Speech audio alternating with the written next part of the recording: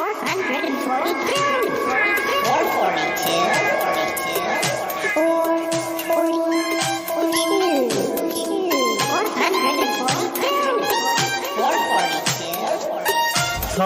four, three, two, one. Darling, it's the Shy Life podcast. Yes, well, it's a positive thing, Paul. The High Life, the Shy Life. You won't find a cast of characters like this everywhere. Hello, Paul. Delicious. This particular episode of the Shy Life is a little more abstract than usual. Oh, yippee. Okay, it looks like the hairy guy is ready to record.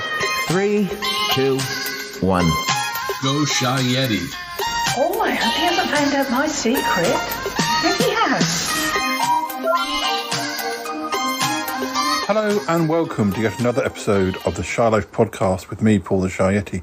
How are you doing? I'm all right. Well, I won't stop long. We've got quite a busy episode and, lots has been said and I want to keep it in under 2 hours. Yes, I told you it's long. So yes, I've got a special guest. It's Nick, and when we come back after the music, he and I will be talking about, Home Sweet Home in different ways, sharing our stories from both our pasts, linked to the places where we lived. Yeah, I think you'll quite enjoy this. Let me run the theme music, and when I come back, we'll get chatting. It's time for my old buddy, old pal from across the channel, across the pond, Paul Chandler, the Shy Yeti. He's not that shy. Oh, it's the Shy Life podcast. Yeah. All I wanted was a pie. And then I hatched out with an egg. Okay, bring the mic over. He's ready to record. It's the quiet ones you've got to watch, you know. Is it metaphorical? Is it deep? Is it deep? Boy, he's not all that shy, is right. Blimey, Governor. It's the Shy Life podcast. If you thought that was bad, just listen to this. Oh, I can't wait for it to begin. It's the Shy Life podcast. He's positively glowing.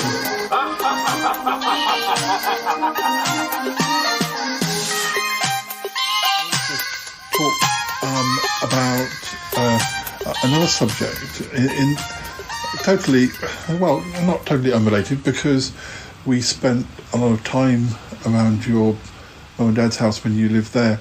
But I think what I want to speak about is the different houses that we have both lived in. Yeah. And, particularly probably since we've moved out of home, because you only lived in a couple of houses before you left. That's right. I mean, yeah. you lived in them for quite a long time, but you and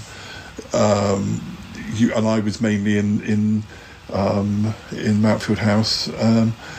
Although I lived in a couple of other houses when I was too young to remember. Yeah. Because my parents built their house on what was waste ground in that village. And for years, when they were gardening, they used to dig up bottles and all sorts of things. But I think I wanted to perhaps discuss the houses we've lived in since we left home. Of course, I think you ought to kick off with this, because I actually left home nearly 10 years after you did. Even though you're 5 years younger than me. Yeah, I still feel I was shoved out into the wide world. Kicking and screaming. I'm just glad. I mean, it's a good and bad, situation. I didn't really. Well, I went to the university I chose wasn't necessarily. It was probably all a bit of a mess, really, when it comes to how I ended up at university where I did. But it came out the right way, really. But I wasn't really sure what I wanted to do at university, because although I was really good at English, the English that I was good at wasn't. University courses tend to be English literature rather than English language. I'm sure there would have been something I could have done which would have been more creative, but I really did not want to go to university and do English literature, because I might have been okay at it or good at it, but I didn't enjoy that part of it. It never really occurred to me to be a librarian, even though it runs in the family. and I wanted to do media studies because it was the subject of the day that was very popular, but unfortunately it was so popular that it was like 3 A's at A-level, which I wasn't going to get. So, I mean, if somebody had said, have you considered librarian, it would have clicked. I probably would have gone for that sooner. But and they're actually, it's changed a bit, and I think some have closed and new ones have opened up. But I think if I'd have had more time to think about it, way. Yeah, Sutton Park could have been. It might not have happened, but it would. There were 3 or 4 I can think of key library schools, and they're all in different places, and it could have been quite different. Yeah. So I've got there's Birmingham where I did go, and then there's Loughborough, which probably would have been a similar area, a little bit further, but it would have been a similar environment probably. But the two that are really quite different from each other. I could have gone to library school in Brighton, which is where Callum's sister went. So living in Brighton would have been different, and also that's quite a gay mecca. I might have come out sooner, or but then there's also Aberystwyth.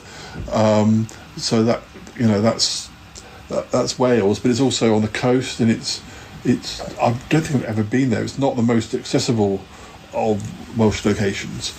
So that could have been a completely different situation, and I know people who went there.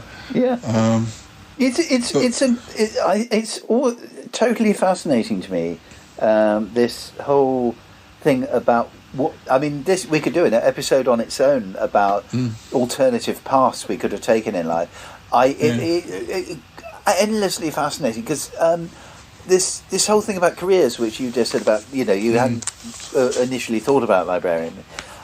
When I think about my own situation and how I clicked with office admin so well, and yet it never occurred to me when I left school. I'd like to work in a shop or something. I quite like people and things like that. I wish I'd now gone for admin straight in. I wish I'd gone straight in there and had a go at the infirmary, which is a lovely old creepy old building. I would love to have worked there. But yeah.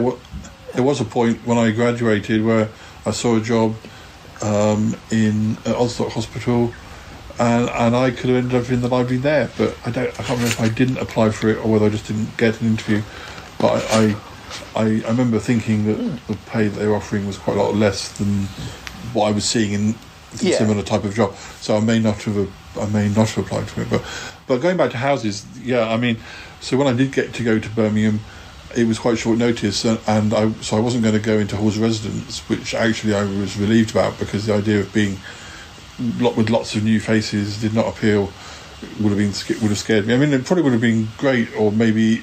I did do something a little bit more like that when I lived in a house with about 10 different people when I first moved to Camberley. But we'll come to that at some point. But yeah, I mean, when I was in Birmingham, I lived in 3 different houses, and you only visited one of them. But the first one, I was only there for the first and second terms of my first year, and that was when I was living with a family, and that was just down the road from Sutton Park. I feel like almost, because I although I came up to Sutton Park twice in your, but I think it was. One was just about when you were finishing university, and one is when you went back to live in somewhere. Yeah, and also, I feel I know the other places. I would have told. Yeah, I bet I took you to them or walked you past them. But also, because I'd seen the episodes on Sutton Park, I almost feel like there was one, because there was one where you were watching a horror film where the house was falling to pieces or something, and you stuck that on just after you left one of them. I can't. Yeah, I mean, it was nice. I mean, at least it was a little bit of a step. It was still kind of weird going to live in a house with a mum and dad and two kids who are probably under 10, who used to go into my bedroom and steal my jelly babies. You used to sort of turn up for meals and breakfast and everything, and they were very, very nice. And I had a nice little room, but I think perhaps I still had a bit more of an appetite than. So this is when I started thinking, what can I do with that? I don't have I don't think it was a situation where I could say, oh, can I pop this in your fridge? I kind of feel like that would have been an insult to how much they were giving me, sort of thing. Yeah. So the things I had in my room were things like pot noodles, where I could, and that's how I ended up making the jelly monster. I thought, I wonder if I could make a jelly in the pot from an old pot noodle. But unfortunately, even though you washed it, it still ended up. And then I thought, I'll put it on the windowsill at night, because it was sort of winter time.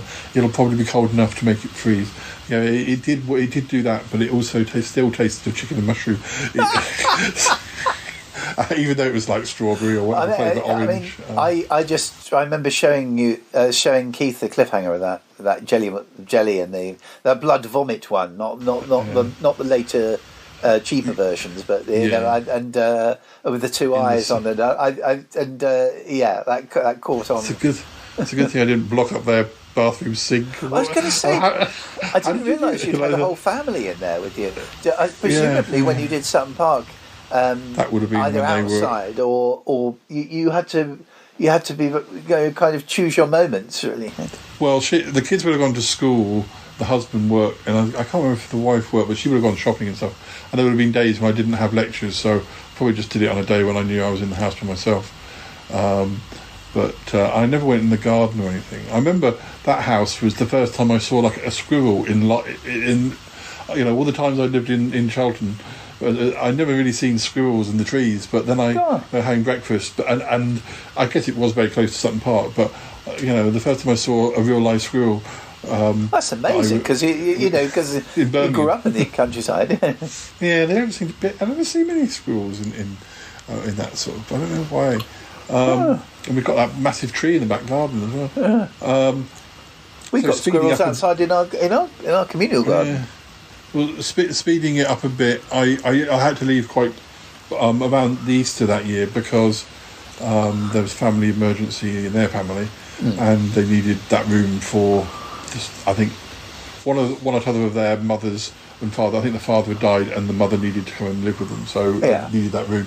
So the same day it happened, I'll tell this story. I may have told it before. It's a day I'll never forget because I was woken up at 5 or 6. I don't know, very early in the morning by the mother saying, "There's been a family emergency. We're going to have to go away for a few days. So just help yourself from the fridge and all that sort of thing." But I'm afraid we can tell you now that we're going to have to say we can't. You'll have to move out at Easter. And so then I thought, okay. So I was half awake when this was happening, and then I fell back to sleep. And the next thing I know, there's the sound of a helicopter. And when we're talking about a street that looks like something from Brookside, and I get up and I can't remember if I actually saw the villain. But I feel like I saw somebody leaping over a back fence or something. Anyway, there was a police helicopter in pursuit of somebody who was running through the back gardens of the houses. And I can't remember if I saw the person, whether I imagined that bit, but there was a police helicopter. So that was, well, boy, if one thing woke me up, then another woke me up, but then it must have been a day off because I went into town and bumped into my friend Phil and said, "Oh, I've just been told this." And he said, I'm pretty sure that Kerry said that, and we weren't we were sort of circulating as friends. We were seeing each other, but we were like best buddies who spent all their time together at that point. And Phil said, "Well, yeah, I'm pretty sure that Miranda or somebody who lived in the same house as that's another funny thing, is that the house that Kerry lived in, which I later lived in, now." He was when Kerry started. They thought he was a girl because they thought it was Kerry with like KERRY or something. So when he was applying for houses, they kind of, I think the people in the house thought he was going to be a girl as well, and they were, because they'd said they only wanted female tenants, and the other girl there was another girl there, so I think because they said yes. That they allowed him to stay, and then the girl moved out, and I think Kerry was able to say, "Well, I can get somebody to come and, I know you only wanted women, but I'm here, and there's no other girls now, so could my friend move in?" So I moved in for the last term of the first year, and then they said we're not going to be renting next year. So we went and looked at one or two places. We went to a house which I feel reminds me of one of the houses you'll be telling us about.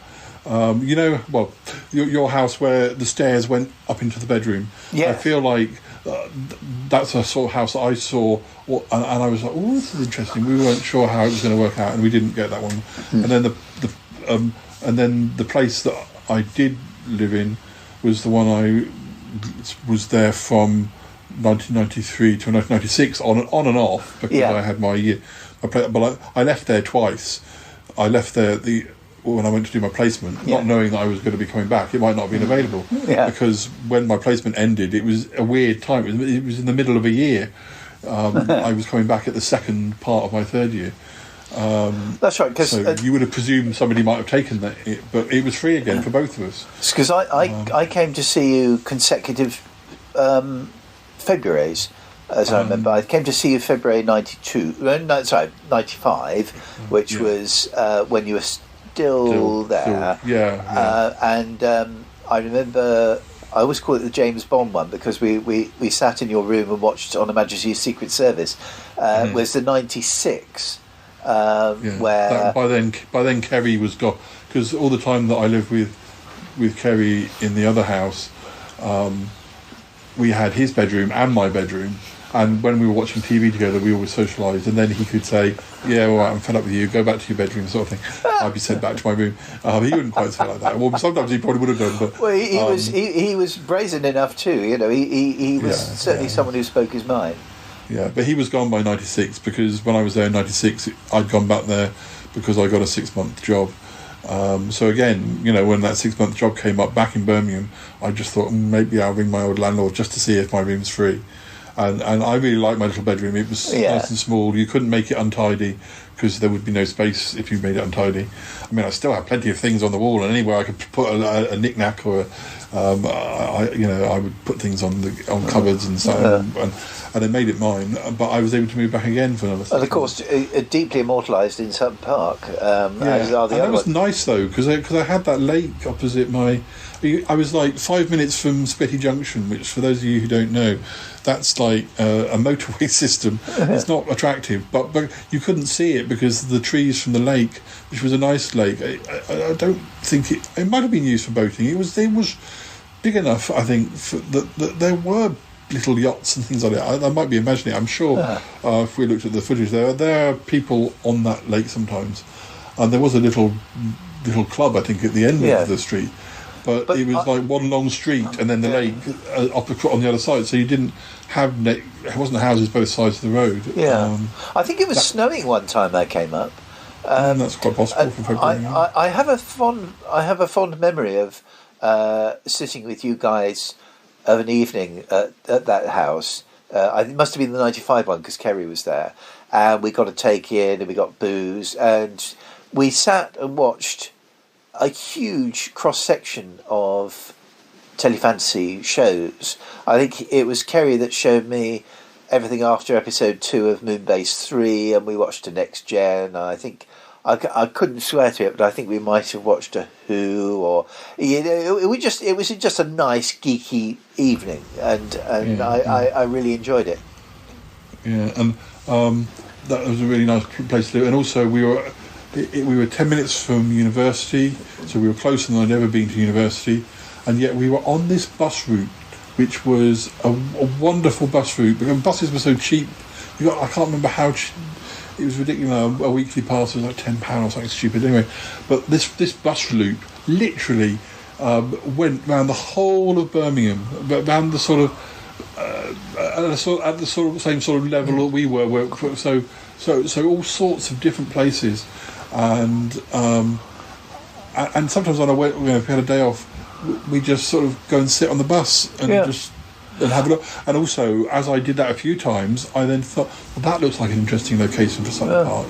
Oh, I think I might get off here next time. Yeah. And so and also when I worked in West Bromwich, I had to go quite a wiggle. I had to change buses a couple of times, but along the way I saw oh, well, that looks like apparently there's a park, like a nature park, an interesting sort of look, or wood there, or so. And near my work there was an abandoned railway line, which I used to record some scenes on. So I was always on the lookout for locations for filming, and you know, perhaps if I finished work a bit early, I could.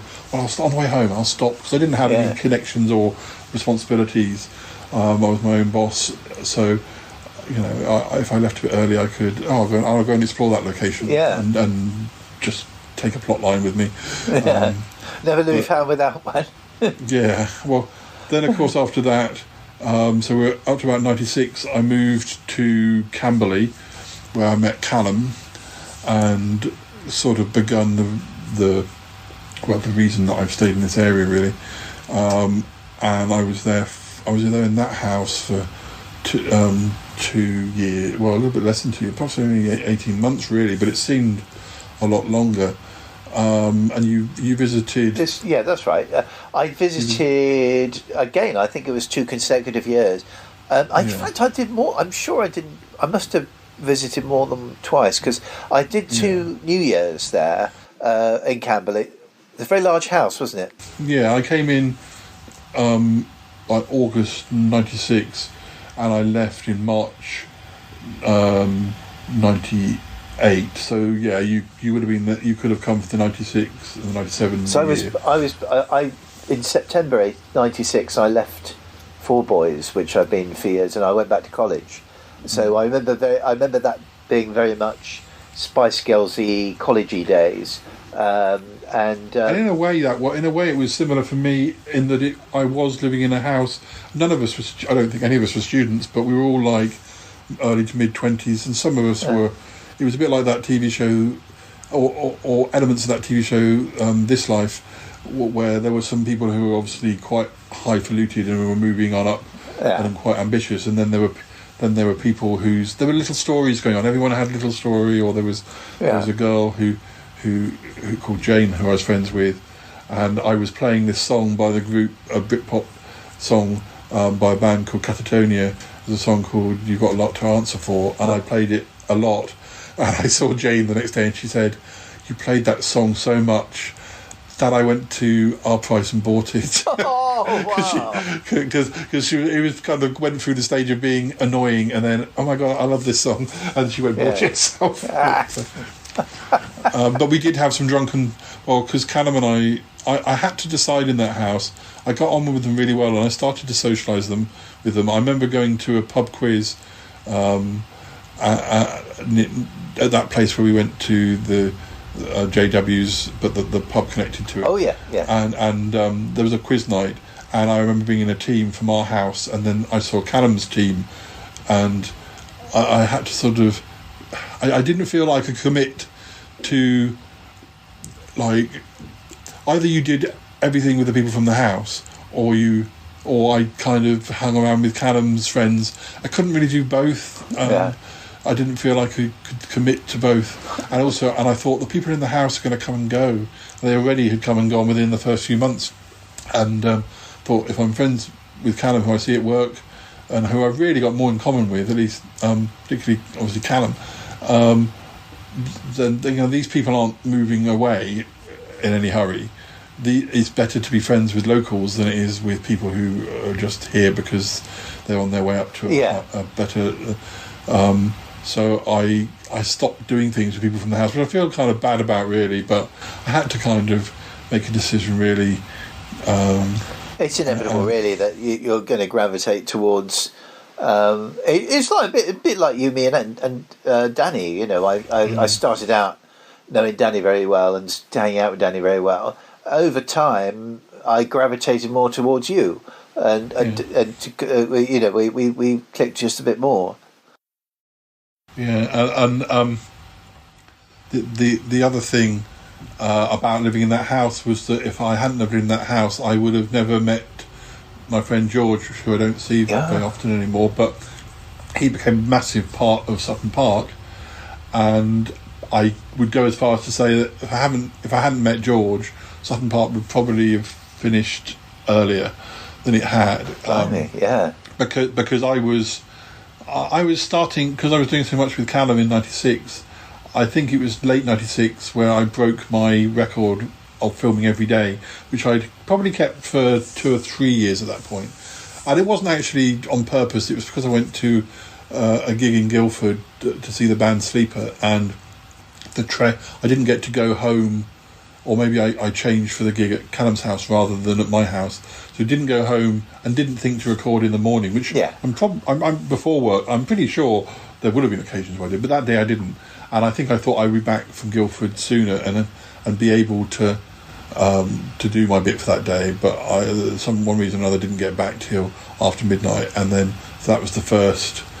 And it was soon after that I met George, and I kind of had to work out how he fitted in, because he definitely didn't feel like, although, you know, Callum's group were welcoming to me, I'm sure they would have been welcoming to George, but he was more like George was more like my sci-fi friends, like you guys. Yeah. And I kind of felt, well, he really, if he fits anywhere, he fits in Sutton Park world, or for want of a better word. And so I got him into that, and his character, and he was very good with it. His character was you didn't know, he was a bit of an anti-hero. You didn't know whether he was good, he was bad. He had supernatural, he had powers, but you didn't quite know them. Yes, and that really inspired me. That's the most interesting sort of character, anyway. Really, I have to go. Staying with that house, I do remember. It was there was a club in Camberley where we spent New Year's Eve '96. The JW's one, yeah. JW, there we go. And it was New Year '96 and '97 consecutively, and I think there was. I almost managed to. I think I was the one who was invited back with somebody then, which would have been unheard of. Really, it doesn't sort of thing that happens to me.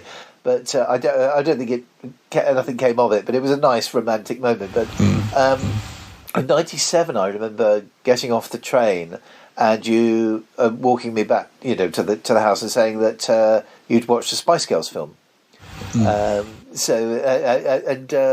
you have a wasp's nest or something in there? Oh, yeah, we did. It was probably because my room. Well, that was a really nice room because it was like a little flat in itself. It was right at the top of the house. There was a mirror of it, the other end of the house, which was where George lived. So that's how we also kind of. If George had been in a different part of the house, I couldn't escape going past George's. There were different ways you could, because there was a back stairs and the main stairs, but the stairs up to the top floor I had to go past George's. So sometimes he'd lay in wait because he had insomnia and all sorts of things. He wasn't, so even if I'd been out late, he'd probably be up, and he'd sort of, if he'd hear the stairs, he kind of, want a coffee before, and he kind of dragged me into.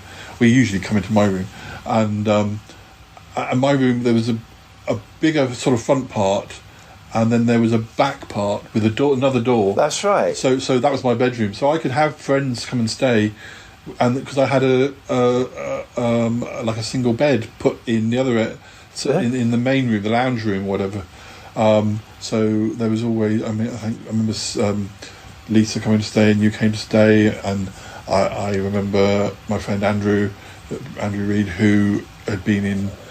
He'd been travelling overseas, and one day I heard from him, and he was back in the country. Could he come and stay? And so I was able to put him up, and so that was really nice from a socialising point of view. Because it was at the top of the house, the wasps had got in in the roof, and I think I'd left the light on in my bedroom, and then I came home, and I was a bit drunk, and they hadn't all come in, but some of them had come in, and they were like sleeping on the wall, and I had to close, and I was drunk, so I couldn't really deal with it, so I had to close my bedroom door, turn the light off, or they might have been flying around at that point. I think they were sleeping when I came in the next day, but I got a bit of a scare because I could see more of them outside, because the windows in that bedroom were slatty blinds, and they were old, so they weren't that airtight, and I remember I closed the bedroom door, turned the light off, and blocked under the crack at the bottom of the door, the keyhole, and then I went and slept in the other bit. And the next day, I think I was due to be going either to Salisbury or to or to see Lee or somewhere on the Saturday morning. But I've been out with Callum, and I wasn't, I had something to do the next day. So, and I was my wallet and my keys, everything are in that room. I'm going to have to go in that room. I think when I went in, there was only one or two of them hanging on the wall, and I was able to get rid of them. But yeah, and then they were around for ages, and even though they probably didn't pay a scrap of rent. No, they didn't.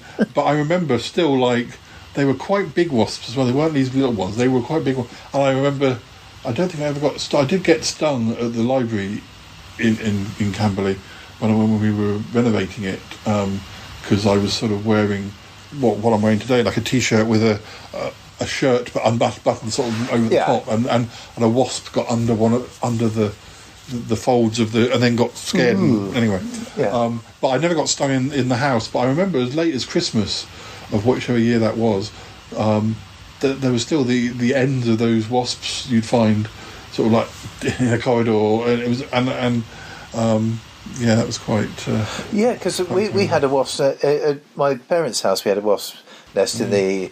And I eventually, about 10 years ago, I went in there, and I kind of got, when they were too old to go up and get anything anymore. I brought everything down, absolutely everything, and put it in my old bedroom for them. And there were still dead bodies of wasps from the nest that we'd had up there at one point, But no, that was a nice house. It was a nice house, and I remember the time I got pretty much without comparison, the time I got the most drunk.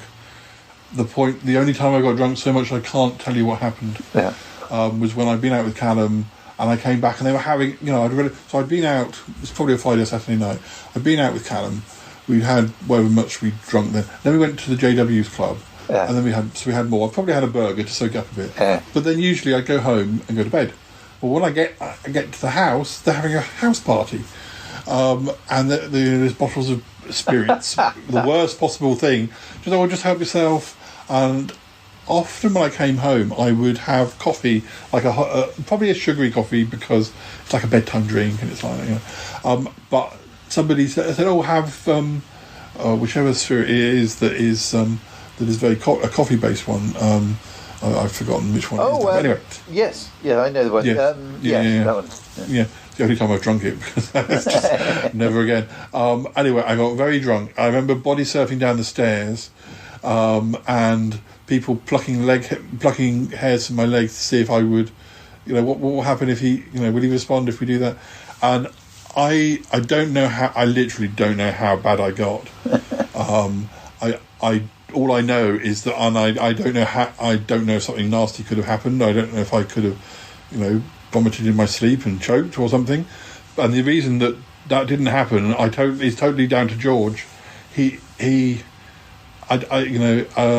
think I was very, very ill, and I think I broke the banisters going up the back stairs. I leant on it too hard. I think he probably put me in the shower. I think he just looked after me till he thought I was safe. I do not know how bad it got. Yeah. But he would kind of jokingly say, "Oh, don't you remember that?" afterwards, and I don't know how much he was joking and how much wasn't. But all I know is that the next day, I usually, it must have been a Saturday night, because the next day I usually went with Callum. I would meet up with him in the afternoon, and they'd go and watch football, and I'd just go down and be with them, because. That's what we did. It was, a Sunday afternoon, a couple of drinks, and I was still drunk at lunchtime, and I was still merry when I went down, because of course Callum didn't know about the party. The last time I'd seen him was when we'd said goodnight at 2:00 in the morning after the nightclub. Yeah. And I had to. I couldn't. I tried to have a drink, and I couldn't have a drink of alcohol, and so I just drank water, and that was fine. And I didn't know if I could risk eating, so on the way home, I bought this got me a reputation as well. I went and bought a McDonald's or a Burger King, and I didn't try and eat it, because I thought I don't know if this is going to be a good idea. But I do know that when I wake up tomorrow morning, I'm going to need something. Yeah. So I the burger in the fridge, and then I ate it the next day, and that somehow got round our group of friends in Camberley, and our friend Cliff, who you met. Cliff, yes. Yeah, and you know how he would pick on something in a nice way, but make it into the thing that was You were that incident. You were that program. You were, you were personified. He used to call me Mr. Infomercial because we reminisced about public information films. So I don't think he remembered sort of take any notice about anything else about me apart from that. I got on, we had some great chats, but that was what we would talk about because so I can imagine. So I got known for the guy who ate leftover McDonald's. I was kind of like, well, in my defence, I have. But anyway, the whole rental thing with that place, the people who were renting it to us, like middleman company, they were fleecing the owners and not giving. They were charging us more than they were saying they were charging. And then it got to the stage, so they were kicked out, or at least they were. I mean, no, they were a company, so they would have. So we were then to pay the owners direct, and then some people in the house say, that's fine. We'll be the ones who collect, and then they did. But I think I said it's fine. I'll pay directly to the company still. But the people who were collecting the money didn't pay their rent. So then the owner sort of said, right, these people are out and these people can stay. And by this point, I think we decided that Callum and I were going to rent a place. And we looked in places like Guildford, and then we ended up in Woking. This is before I owned the place. And then, what year did you move out? I moved out in 2001. Okay, well, I'll just tell you about this house, and then we'll be up to your houses, and then I'll have nothing more to say anyway, because the last time I moved house was before the times you moved.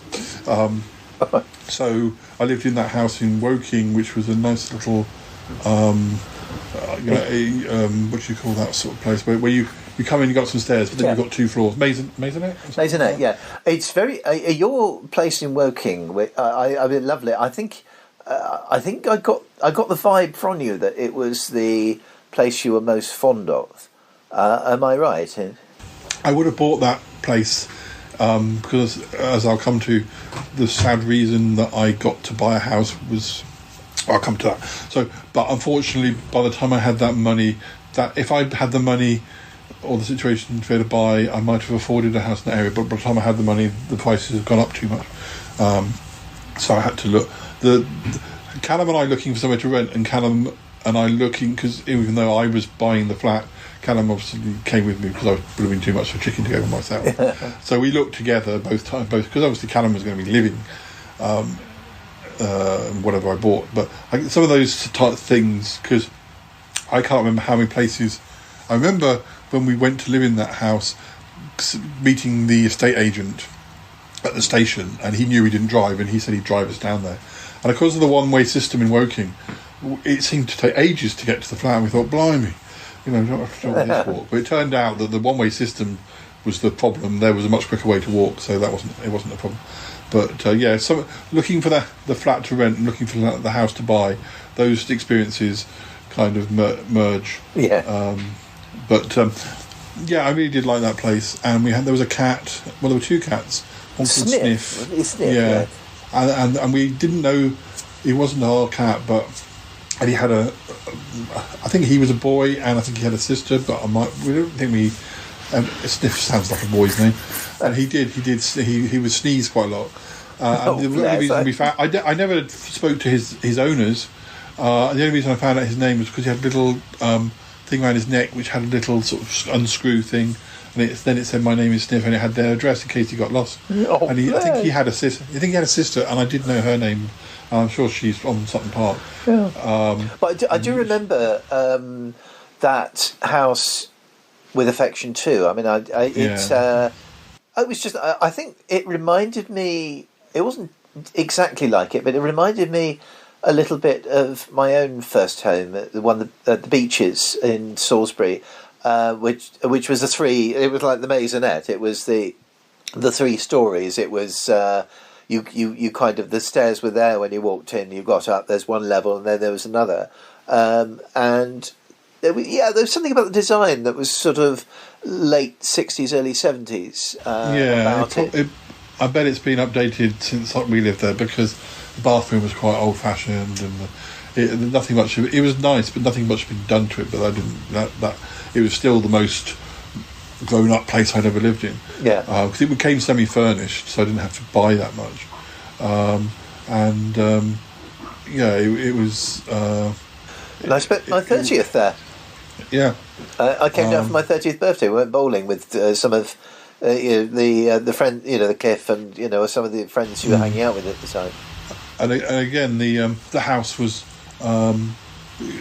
quite close to Alder's Park. I explored the park, and then I discovered from the back of the park it went off into a footpath which led to some woods, which then led to quite a lot of places to explore for filming. That's right. Yeah, I remember that. So there were lots of places around Woking that weren't the actual centre of Woking that were nice, like woods and all sorts of canal paths. Yeah, so much to explore, and of course we were clubbing then. There was just over the road from Woking Station. There was a club, an upstairs bit of somewhere that we went in quite a lot. I mean, I remember Julie, your friend Julie, dancing with us as well. There was always Ma Baker on the. There's certain clubs that always played certain tunes. When I used to go to Concord's nightclub, and they would always play "Oh What a Night," but they would always play Boney M's Ma Baker. It was a great club, great music. The only thing is, the floor was always covered in beer. But no, that was possibly.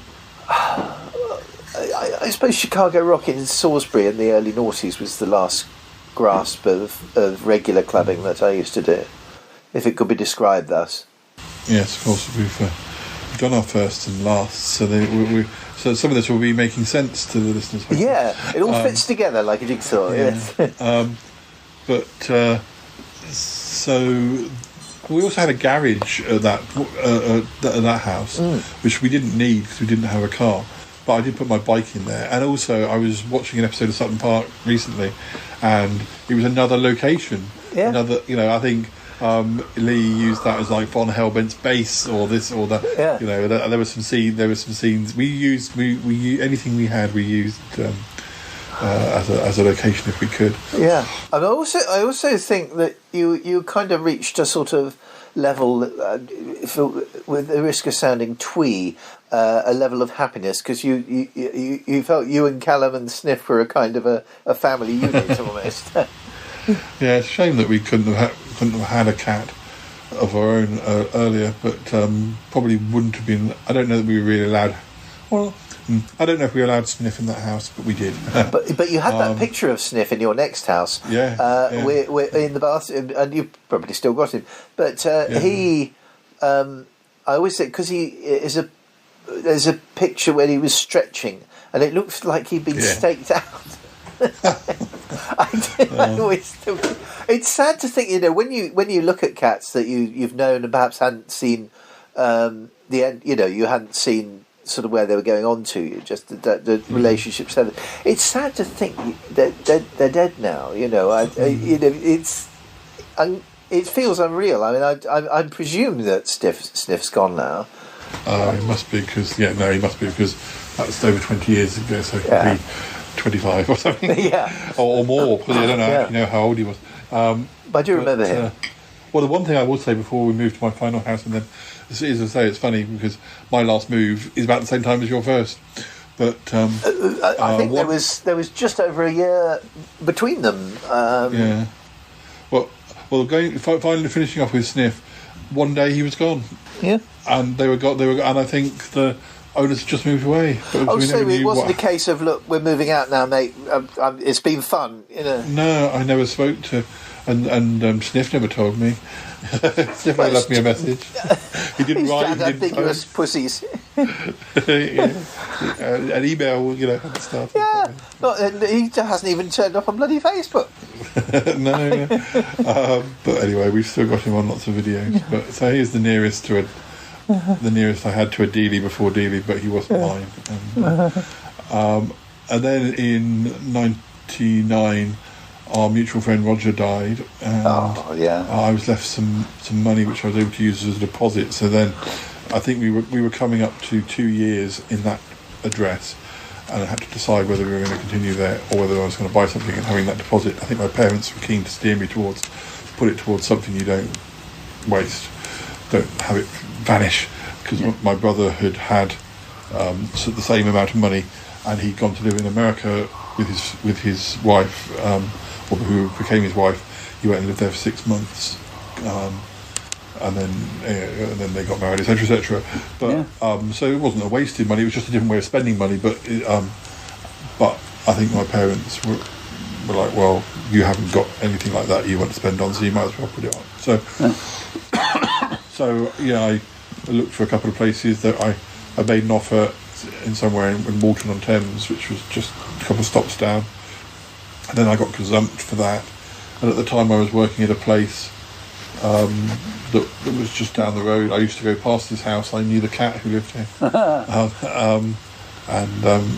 You used to be on the train with them. Oh, morning, cat. Yeah, well, almost. He was very friendly, and sometimes I feel like, I don't really believe in ghosts as much as I'd like to, but sometimes I feel there's a little bit of something left from his time here. Little noises you hear and you think, well, Dee's over there, so what's that noise in the kitchen? It's all flights of fancy, but so I knew this. I didn't actually know that the cat was from this house. I knew it was from somewhere around it because it literally was at the station. But I think I've talked about it before. But anyway, so I bought this place, and that was over 20 years ago now. I've had the bathroom changed once, the kitchen changed once. Well, everything needs changing again, though. I've had double glazing put in. I haven't done much as I could. But, I remember the first time I went round it. This would have been early in 2000, and I think George was there, and you were showing me around. I think I'm not actually even sure you'd moved in at that point, but. There were two things I remember. One is it used to be a car showroom, and your lounge. I don't know if it still does. It would dip as the bit where the cars went boom, boom. And the other thing was, I think presumably they'd had one last Christmas there because there was Christmas decorations, torn off Christmas decorations hanging from the ceilings. But very. Callum's bedroom, which is now my room, since Callum's had to move out, still has decoration from. I think they were. Yeah, it's got Pooh Bear on the wall. I think perhaps they've been ahead. Pooh's been there for years, hasn't he? Yeah, I never did anything about it myself because I thought, well, if Callum wants to do something about it, then it's his room. He can do something about it, and he didn't. And now it's got to the stage where we're toying with the idea of moving back to Salisbury probably when the mortgage is up, so probably in the next 4 or 5 years.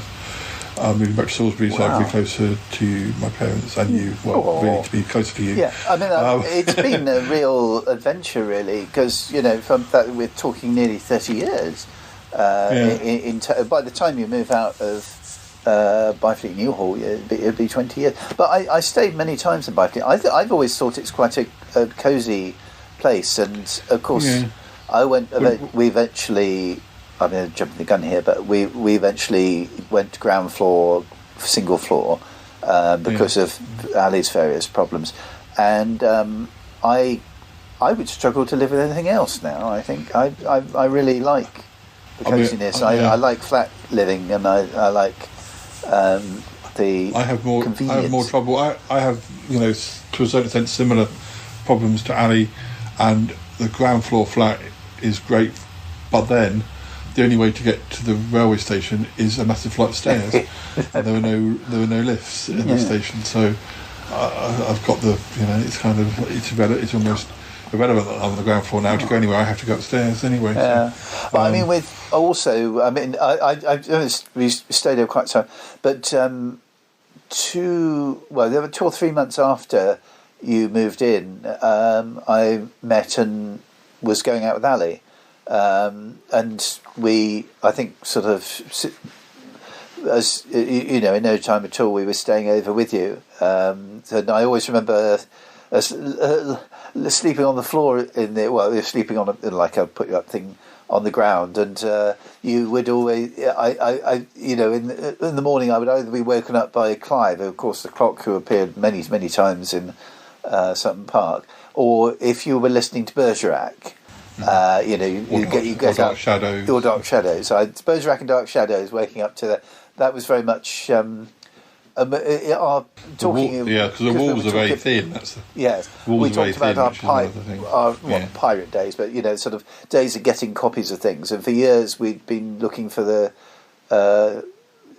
story Mamadoc for Ace of Wands. I remember there was a sort of nice throwback to that, because you stuck on I think the sound was pretty non-existent, but we sat through a really dodgy copy of Mamadoc, because we thought, whoa, yeah, we did. There was a time when we didn't think this existed. And then that tape that we featured in at this time of recording, it's only just come out, but the 2001 is it Sutton Park? Is it not Sutton Park tape? Has one of your early-ish. I would have been there by about 9 months or so, and you probably had been before, but I happened to. But then we were actually doing Sutton Park at the time, so by 2001 we weren't officially. No. And there's some footage of you both coming to stay, and then us going to Kingston on Thames. Absolutely. Which I completely forgotten. I don't remember that at all. I remember because Ali was with me. Sutton Park was still going strong when Ali was on the scene, so she features in some episodes from the summer of 2000. Yeah. And then, so sometime during 2001, you two moved in together. No, it was the year after. Actually, I actually moved out a whole year before we moved in together. What happened was, to be honest, I heard. I suppose I'd been. It's a difficult one, this one, because temperamentally, I wanted my independence. By my 20s, it was I got my own telly, got my own video. I basically spent most of my 20s in my room, and the first time it was mooted that I would move out, I think Warren was having trouble at home, and he around about 88, and he was sort of saying, "Would you consider moving in?"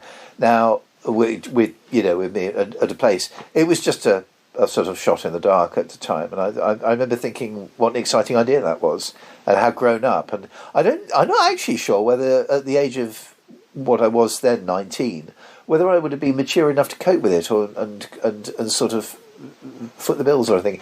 But it felt, yeah. It was that grown-up step. The next thing, nothing came of it until, because of course I was on very low wage at the time. So, the next time I had a flirt with the possibility of moving out was 94, when I started sort of looking around a bit, and there was some. I won't say the area because it would be unfair, but in Salisbury there was an area where I looked at a place. There was two other guys living there. And the kind of places I'd been courting, I knew a dodgy roll up when I saw one. I'm not actually sure I want to be involved in this, and that put me off for some years. By 2000, I had a job that paid reasonably. Obviously, I had a girlfriend, and I was 31, and was that 31? No, I was 32. By the early 2001, I was really chewing at the bit to leave. This isn't anything to do, against my parents, but the need was in me to go, and at the time I was very friendly in church with a couple of other servers, Kim Price and Chrissy Rose. And they became an item, and I think Ali was an item too. And the four of us would go to gigs together, or sort of like I think there was a Voulez-Vous we went to see, and together we were friendly with Father Gary Eccleston, who's now a vicar of his own parish, but he was the curate at the time, and we used to go drinking together, and I think it was them that suggested let's move in together, let's get a place, and Gary actually kept an eye out for us, and he famously tells the story every time I reminisce that the 21st of April 2001 is when I moved out. I'd been in my home since October 78. That's the Kent Road one, which you stayed up many, many times, and dominates sort of many episodes of Sutton Park. And he came out of his house, and lo and behold, in St Martin's Church Street, there was a sign up, and he texted me at work and said, "There's a sign up, do you want it?" And I said, "Yeah, grab it, yeah, let's do it." And I text the others, and I managed to, I think Kim picked me up in his car. I managed to get a couple of hours off work, and we went down there, and I probably, because I was still living at home, and I was I was able to, and I had a bit put by, I was able to actually put down the main chief meaty deposit, which got us that place. It's three stories. You had the bottom one, you got the middle one, and then you kind of had an attic room, and it was agreed that I would have the attic room. I was rather taken with the attic room because I thought it was rather serendipitous. You walked up and you think you're going up into the loft, and it's actually a bedroom there, and I fell for it straight away. And Ali's brothers moved me in on the 21st of April 2001, and it was just so nice to have my own space and carve this existence that really I should have. If I'd gone to university, I probably would have felt trapped by having to do this, and maybe not ready. But 2001, I was more than ready to, and I think it would have. I wish it had happened earlier, because I think I enjoyed it so much. I was, funny enough, even though I was paying rent, and my parents sort of they were almost over generous about the rent, because I paid a pittance, I paid towards the bills or whatever, but, and I think it was a bit of a bubble existence. And even though I was kind of contributing towards the bills, the three-way split meant that I actually, for some reason, I had more disposable income. And so Ali's, as I say, I've got a video that Ali's brothers moved me in, and I remember when I was was I the first person to move in? I think, yeah, because it was on a Thursday. I was the first person to move in, and I sat on my own. This put you up. I think my panda bed chair was the only piece of furniture I brought with me. I think there was my single bed was that went in the spare room and became Chrissy's bed, and the others moved in within a few days, and it was interesting. They had some sort of messy habits that perhaps irked a bit, but we were three different people, and there was a few. We went to the cinema together. We got take-ins together. I think it was I was very taken with the kitchen. I've always felt my sisters had the lion's share of the decent kitchens, but that was the best one. Apart from the wall needed damp proofing. I also think that St Martin's Church Street had the best landlord. Landlords can be delightful, but they're a bit lazy. And Reverend Gordon Watts, who was my landlord there, he was a prison priest, and if he wanted anything done, he got it done. If the windows needed done, he'd get it done. That was rare, and it could get cold at night. But really, I've got very fond memories of St Martin's Church. I still have dreams about being back there, and of course, I remember feeling a bit protective, a bit sort of, because it was your first. Your situation was different to mine, and I felt that, and I'm sure it's a perfectly normal situation, but when your tenants moved out, you were expected to find replacements, whereas when was that not the case? It was actually, yeah. Yeah. But that never been an experience with me. Although I'd only ever lived in one house that was like that. When I was in Birmingham, our landlord lived in the same house. I think his partner had another house, but if one of us moved out, we didn't. He would have to find I remember thinking, well, that's quite tough trying to find. It was a nice year. I mean, that I was going to do. I wrote Smile Again in that year, and so you had space and thing to write, and also although we were very different people with very different interests, and of course they had this ugly sideboard which kind of all sorts of junk was thrown onto. Right from day one, I offered to coordinate the bills. So when the bills came in, I kind of got money off the others and paid them, so they're in my name. That has always been the case. It is to this day. I just like conscientiously. I like to know that things are paid. I've always been very That's my dad coming out at me. The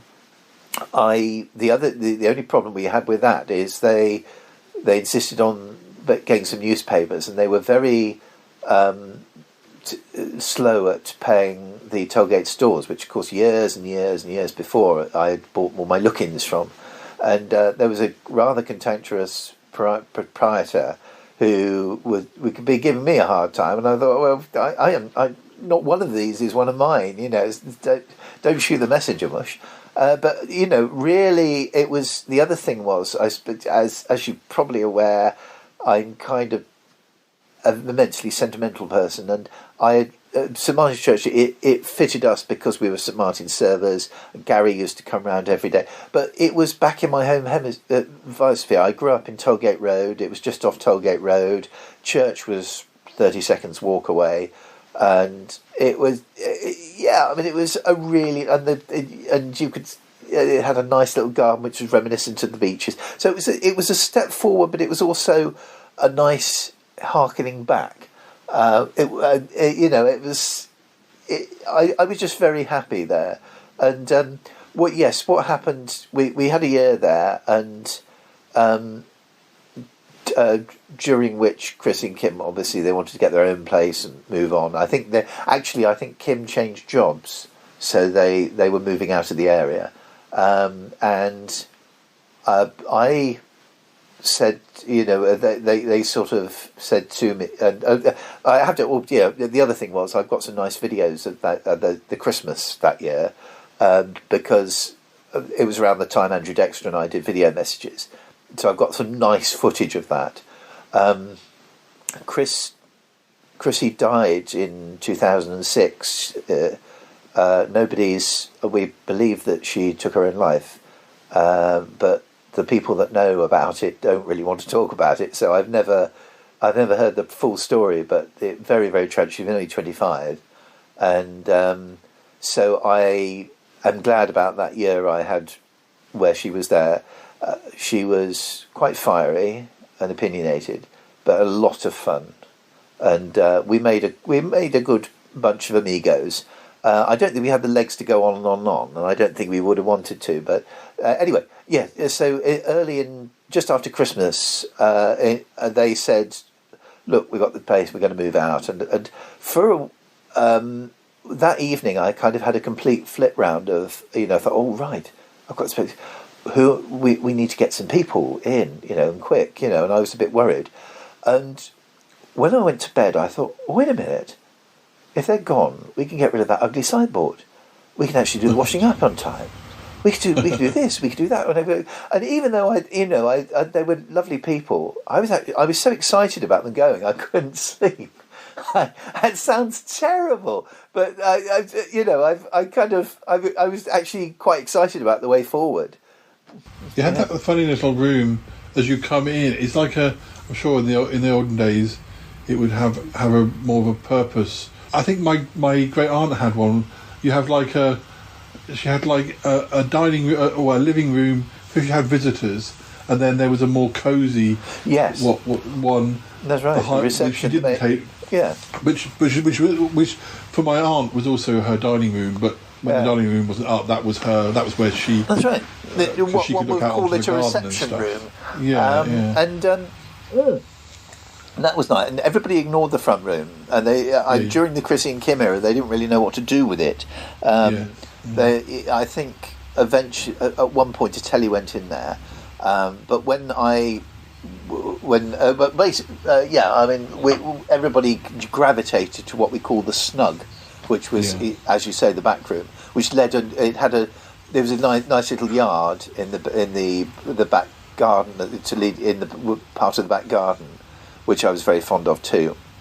And, we had some good summer parties. We did, yeah. In the garden and stuff. That, of all the places I've lived, St Martin's Church Street is the one that lent itself to good parties, and we had many good parties at that place.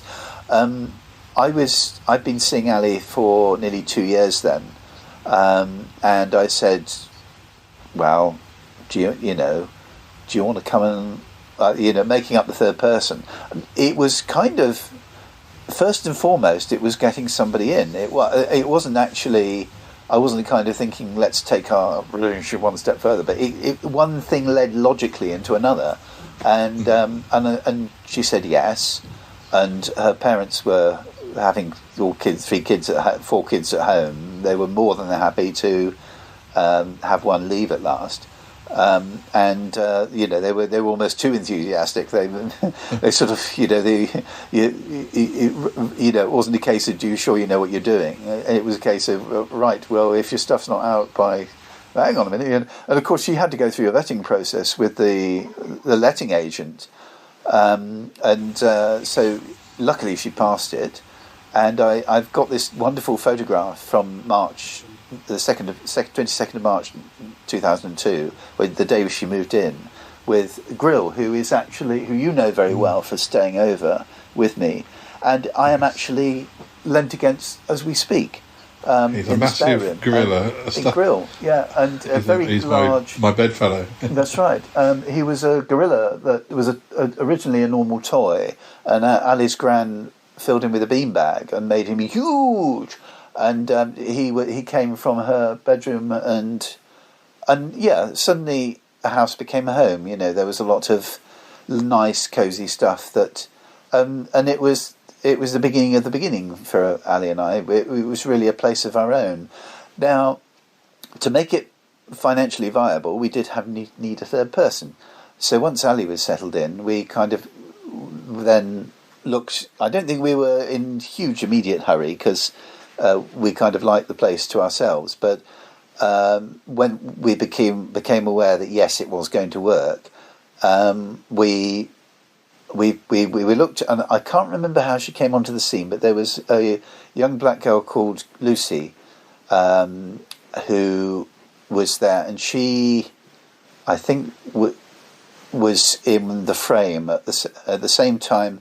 Our friend Andy and Michelle split up, and I think she just pipped Andy to the post. I think she had just got her stuff clear. Now, Lucy was a lovely lady, but she was very kind of casual about, sometimes with the rent. We got on very well with her, and she was very bright. But she moved her niece in, and that was an absolute nightmare. She was a total brat. But yeah, I mean that sort of. And Andy came to live with us for a little while between places. In fact, he had 2 sets of stay with us, and that was weird because, as you know, it's the first time a friend that close or that established I'd lived with, which was strange.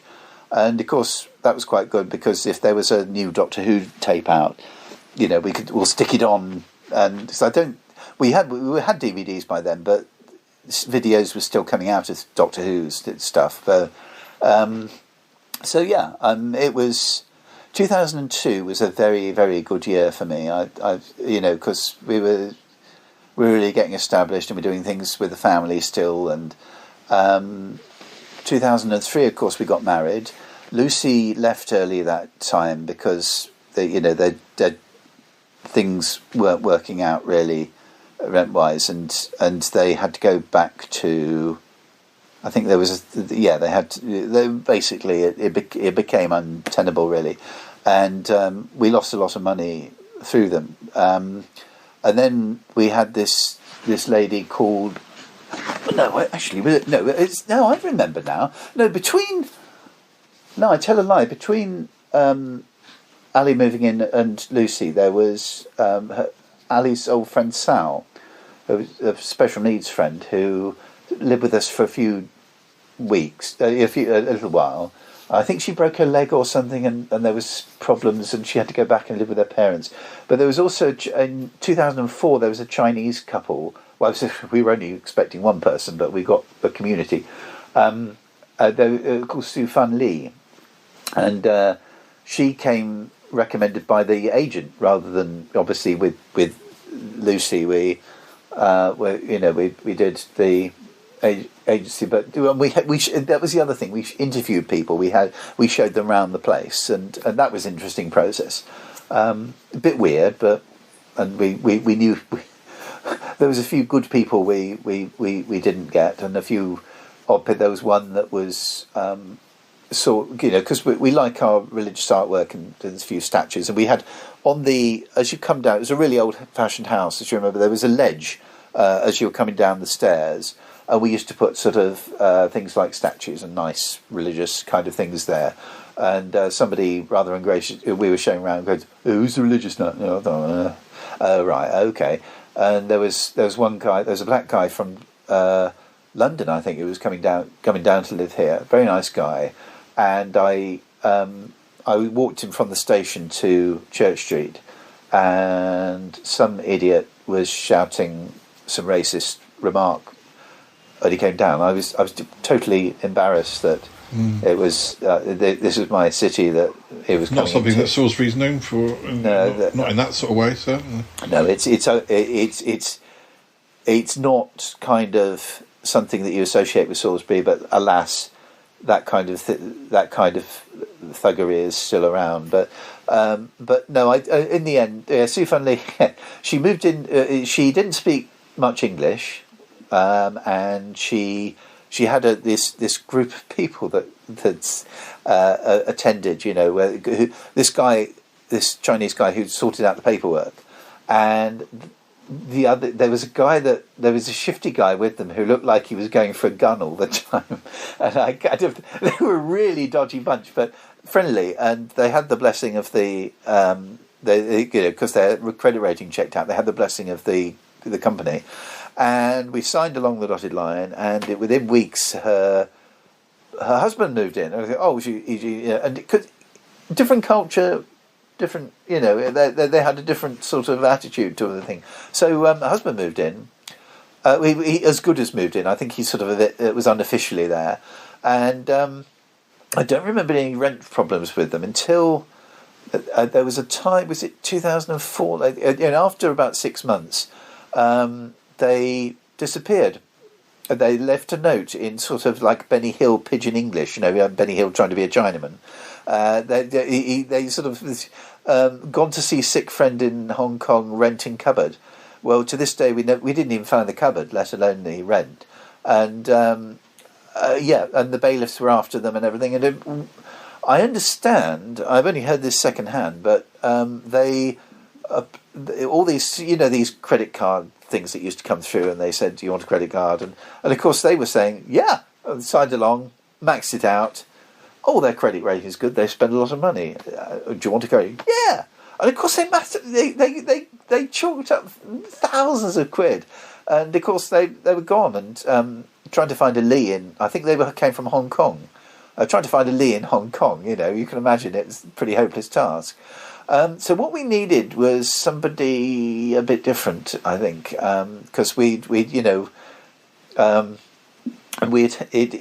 that little room had become, well, it was Chrissy's room, then it was Lucy's room, and she had various friends staying, and you had this community, and I always remember with Su Fan Lee, she had some Hong Kong friends round, and they'd be watching a Oriental I don't wish to sound effect, whatever the right word term is, but an Eastern video with Eastern subtitles, because of course there's so many different dialects, and it was a bit like Monkey. It was very cheaply made and sort of fantasy based, and so we at the time Ali was working with Grail Gourmet as a trolley dolly, as they say, and there was a guy with a moustache. He looked a bit like the second in command in Eye for the Engine, with the droopy moustache and the uniform.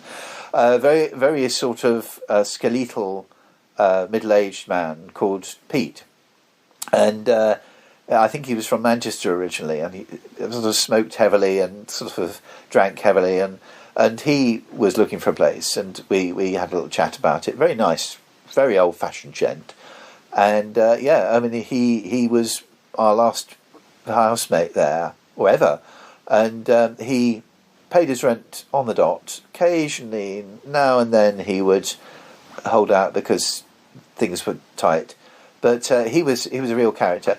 He smelt a bit.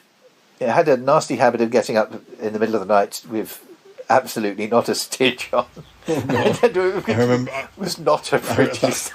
I remember him. I don't remember that happening. Oh, I can imagine. You don't want to remember it happening. I tell you, it was horrible. I know. I remember enough to remember that I would not have wanted to have seen that. God bless him. I mean, he's dead now. But it was. Yeah. I mean, but he was. He just got on with his life. Lived in that little room with an old-fashioned little ding-a-ling-a-ling alarm clock, and he was a man of very simple tastes. He, on a Sunday, for example, I remember his Sundays best of all. He would sit and he watched Countryfile whilst we were in church. Just as we were coming home from church, he would go off in a taxi and go to the railway club and have a few jars there until tea time.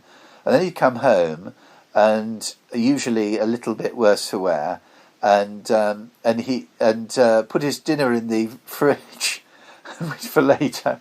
Or he made his Sunday roast last about 3 days, and he would watch Antiques Roadshow, followed by Last of the Summer Wine, followed by Heartbeat, and he would often fall asleep. And there was twice where we checked him just because his eyes rolled backwards, and we thought he had died.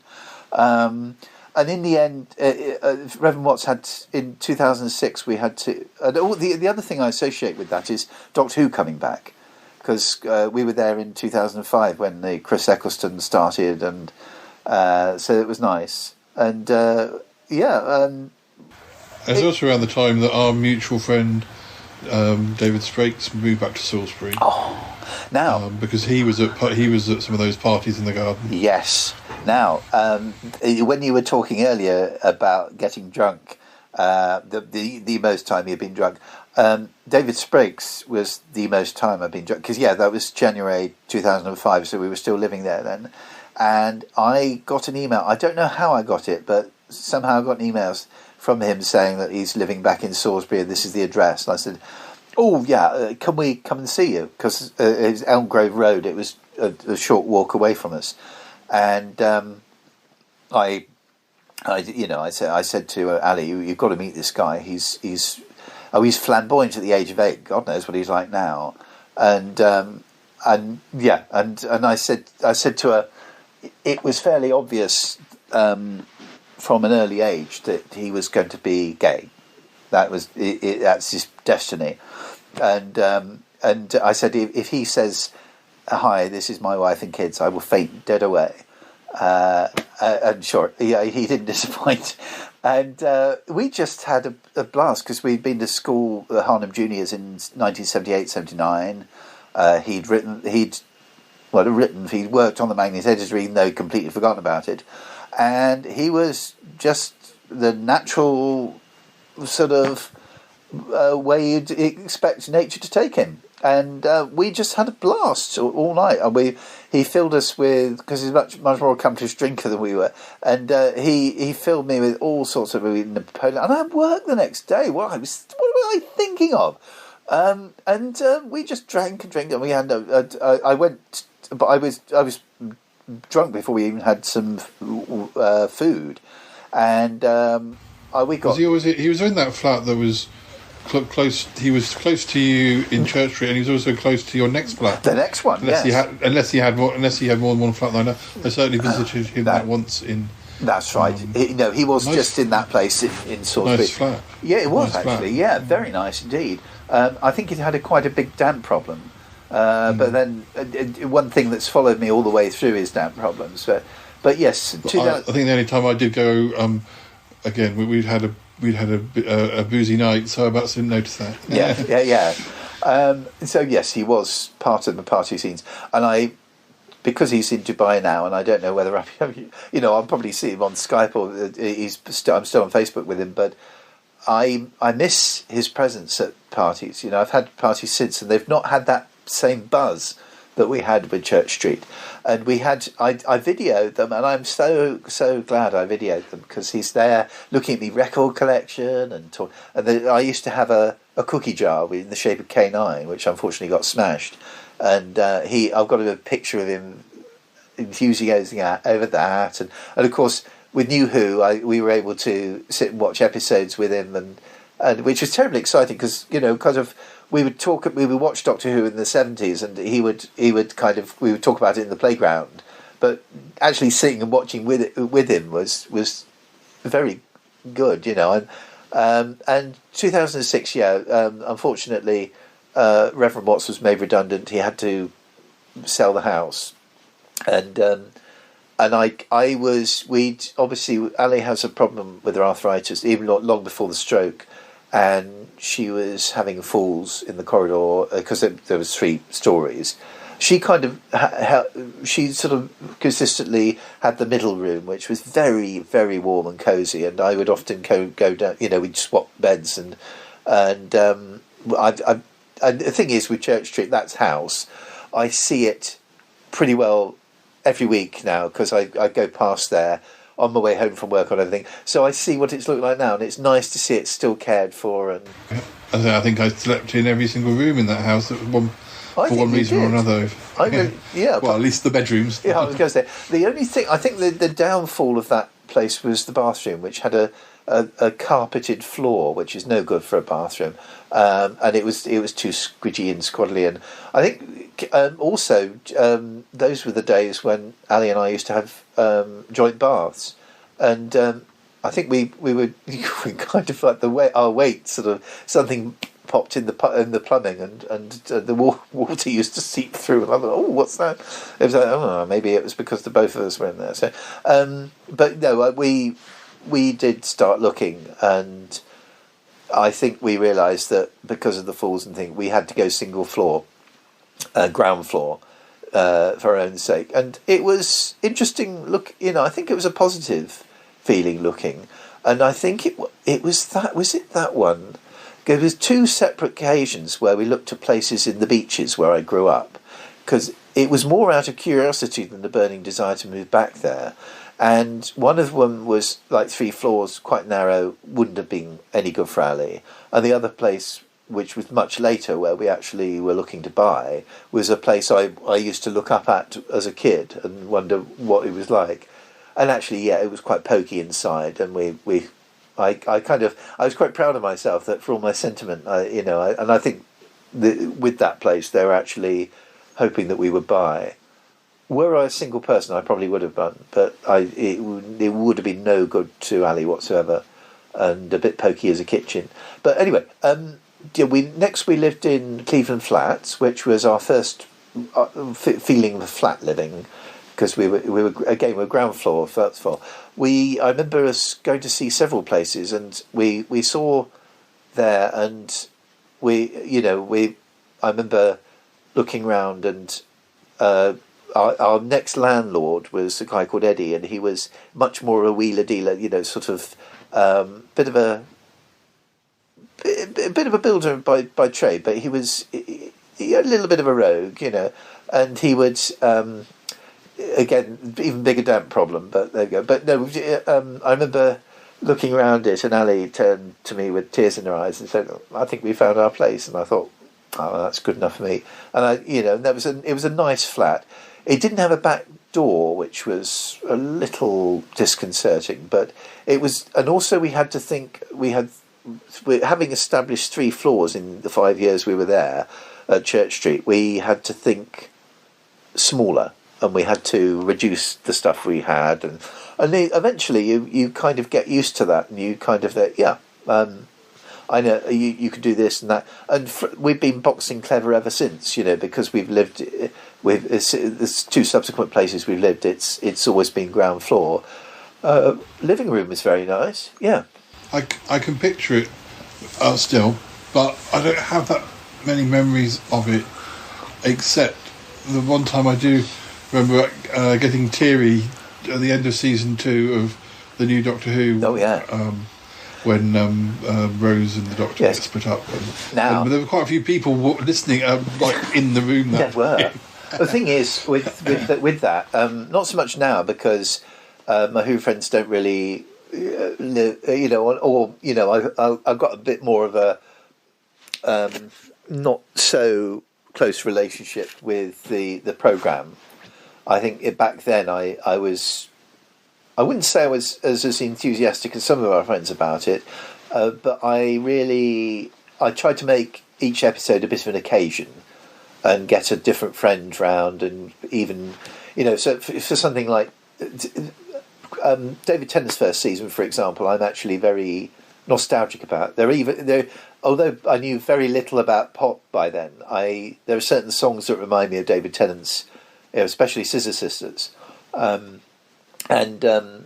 It was, I always associate Cleveland Flats with the David Tennant years, because I think he left just after we left, and Runaway Bride went out just about 4 months before we moved in, and so we watched pretty well most of Tennant's era in Cleveland Flats, and yes, Keith and Elaine had a big sort of get together for the season finale for Christopher Eccleston's first season, only season, and which we both went to. And I thought, well, let's throw in as many people as we could there. I was working with Sophie Townsend at the time, who was in the Alderby Players with me. She was a big Doctor Who fan. She'd become a Doctor Who fan through the new one, and so she was there. David Sprakes, I don't know whether he was there, but you're quite right, he lived even closer to us at Cleveland Flats, because he was just down the road. In fact, there was one, he watched the Rise of the Cybermen, or was it Age of Steel, that's right. We watched that on Eurovision night, and I was just expecting him to, because we would go to, there was talk about us doing a Key to Time one, because that was the season when we were at school together, and it was Eurovision night. Of course, we watched the Tennant episode, and then I said, "We're going to stick on Key to Time now," and he goes, "Oh no, darling, it's Eurovision," and I know that was quite an experience, but no, it's generally compared unfavourably with Church Street, because I suppose there was a magic about Church Street because it was my first place away. But I was fond of Cleveland Flats. It had the caretakers as well, which was nice, and the neighbours were nice. And yeah, it was a good gaff, and I can see why it appealed to us. But the heating. Ooh, you all right there? That's okay. Toby's just doing some work in the kitchen, but I can blank my sound. Okay.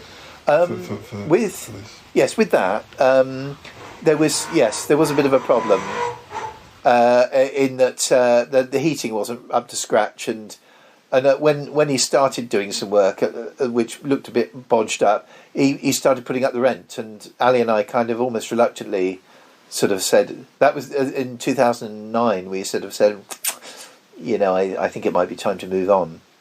And it was around about the time that she was having problems. The family dog had died, it was just beginning of a difficult time.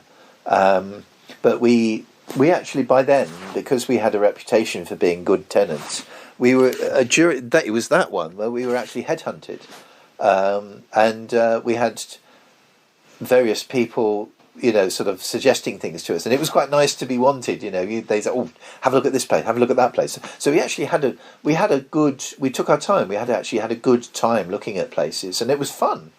I think, but my problem in '94 was that I was kind of thinking, dreading it. Whereas I think with 2001 onwards, I enjoyed looking at all these places because I love looking into people's houses and seeing, ooh, yeah, and So we had Devizes Road, which was a maisonette again, but it was sloped down, so the garage was on somebody else's flat was below us and above us, and there was the garage. It sloped down, had a garage, which we don't think we. Oh, did we have one in? Did we have one in? No, we didn't have one in Church Street. No, all Cleveland flats. So it was our first crack at a. And we didn't have a. Yeah, there was a communal back garden which we dried our clothes. But I don't think we had 3.5 years there.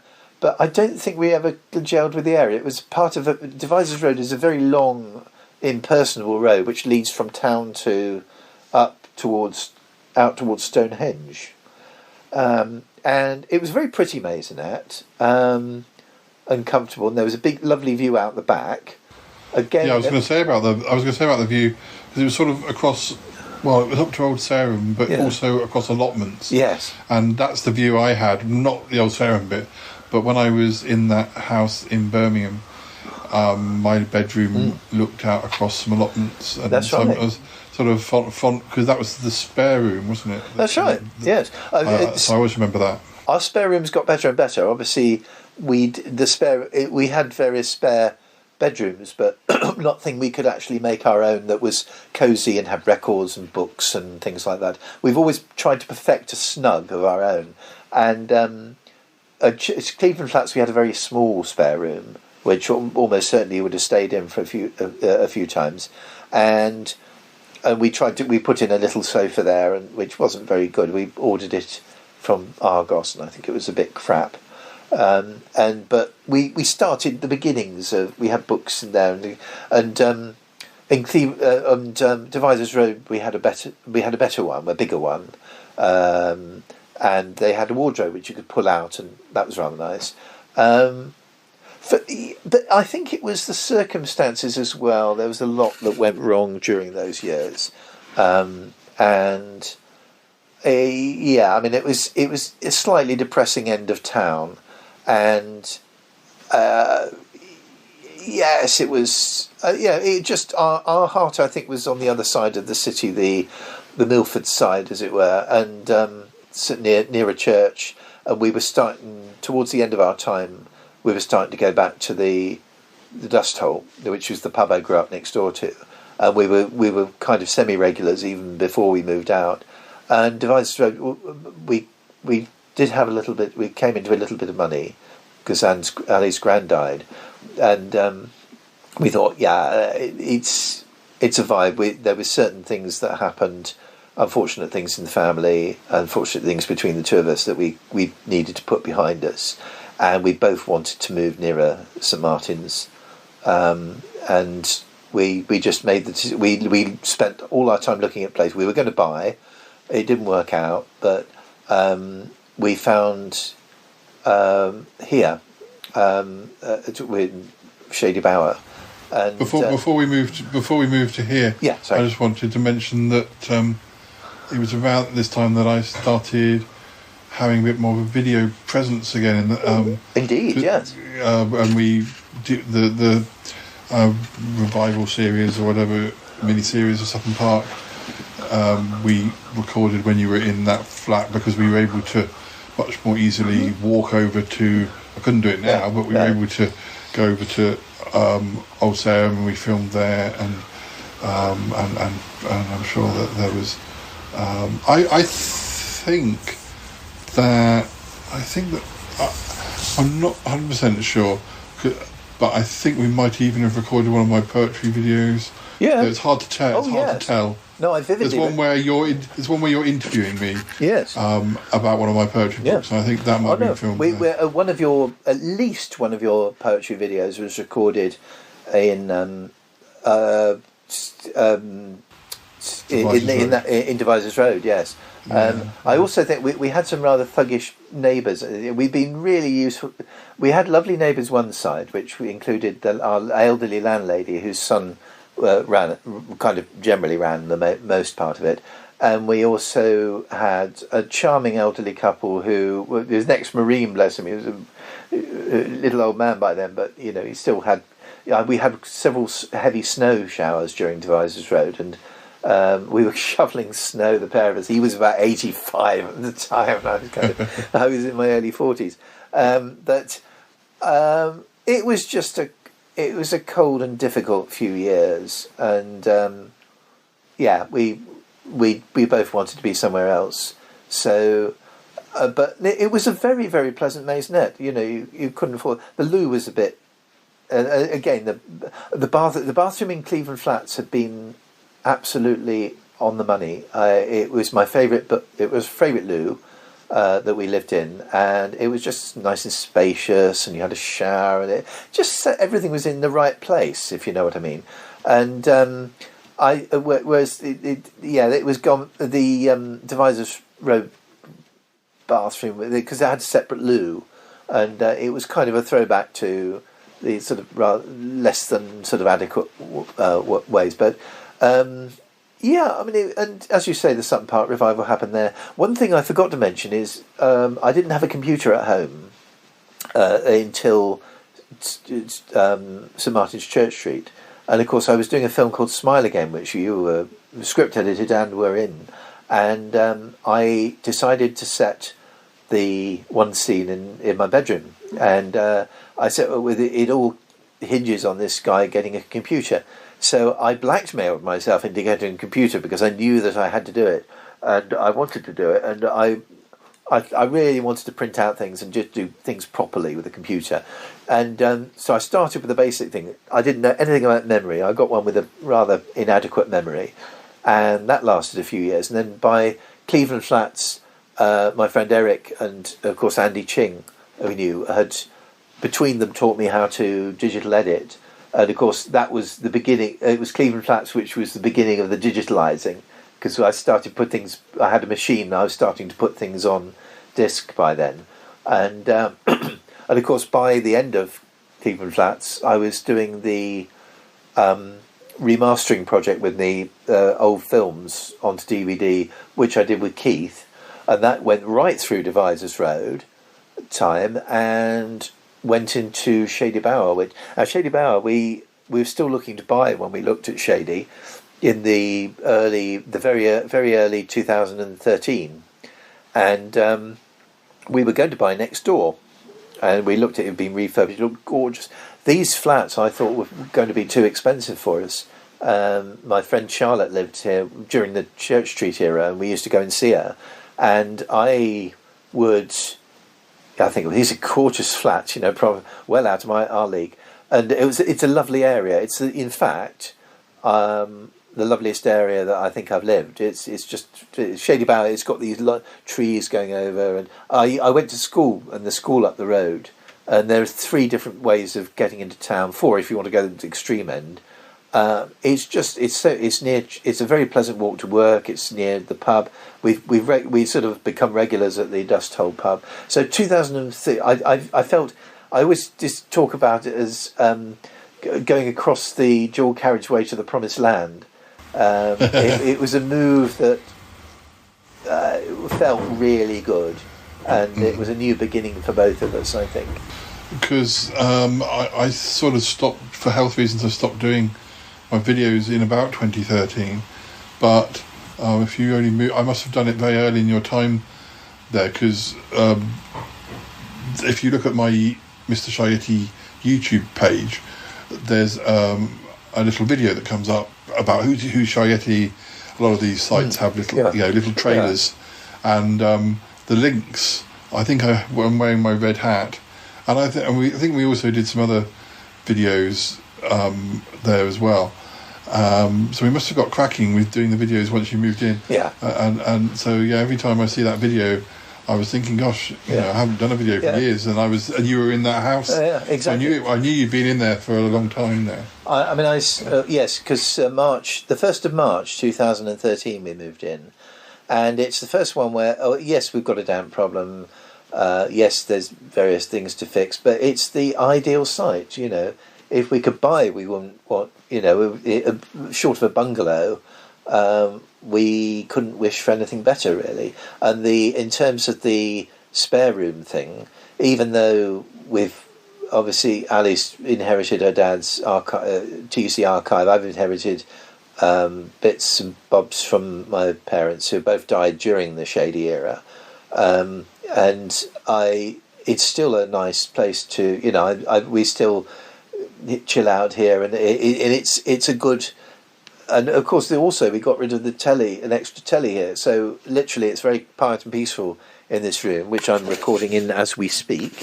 And during the summer, when we didn't have any guests or anything, I brought the laptop cart in here. I've sort of streamlined, very much influenced by yourself. I streamlined to a laptop rather than a PC. But yeah,